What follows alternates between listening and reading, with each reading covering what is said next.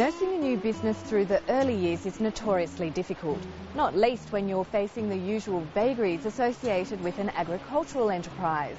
5 years in, the owners of this boutique vegetable farm say they still find it a struggle, and only recently feared they were watching their long-held dreams wither and die.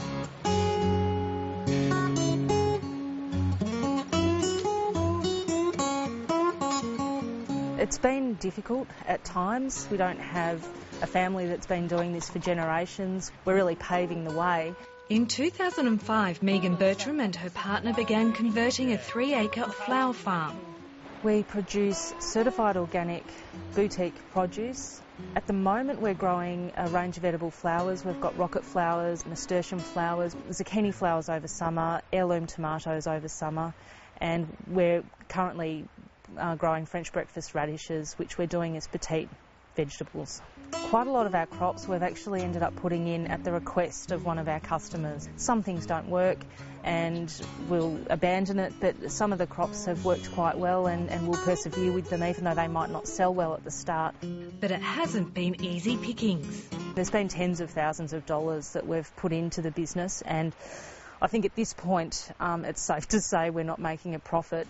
If a crop doesn't work, or if a customer can't buy from us, or if we have a terrible weather event, that can really knock us for six, and it can take 6 months to get back on our feet. You have to wait for the crop to grow, then you have to sell it, and then you have to wait for that money to come in. That's probably the hardest thing for us, is the turnaround, the patience that we have to have. The hard lessons of business began immediately. In the first year, we grew some gorgeous heirloom tomatoes, but at that point we didn't have the right contacts. So even though we had a gorgeous crop, a lot of stuff actually went to waste, and that's probably been the most difficult thing, finding the best avenues to sell our produce. At the moment we're marketing towards restaurants, which we sell direct to, providors, and we send some produce into market. This year, the couple decided to kick-start an expansion into farm gate sales by hooking on to a major cultural festival. When we hosted the Melbourne Food and Wine Festival event, it was really about getting exposure.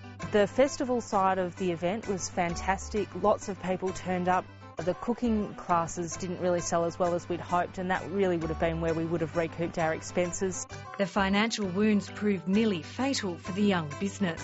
Because of the fact that we don't normally open to the public, we had to invest a lot in infrastructure. That was where the cost lay, and it was probably above and beyond the risk.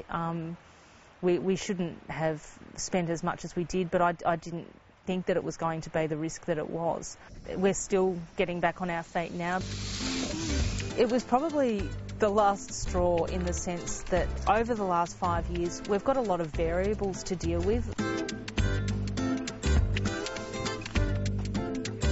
Hosting the event has made it really difficult for us this year, but in a lot of ways it's cemented what we want to do in the future, and we're not going to be doing farm gate sales anymore. We're not in the position where we're strong enough to diversify in that way. The Food and Wine Festival team were fantastic. Once they knew that it hadn't maybe gone as well as we might have hoped, they had a meeting with us and they put us in contact with some really good industry contacts, and that's been fantastic. One of those contacts is Melbourne's Exhibition and Convention Centre.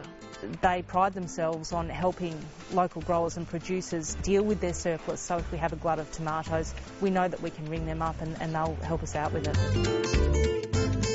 The change of seasons is also bringing fresh optimism to what's been a very testing year. Certainly coming into summer, that's our best season. If we get a phone call from a prominent chef, if we find a new customer that's interested in buying lots of produce, that's inspiration for us to keep going, and we've had enough indicators to suggest that we're on the right track and we should keep going.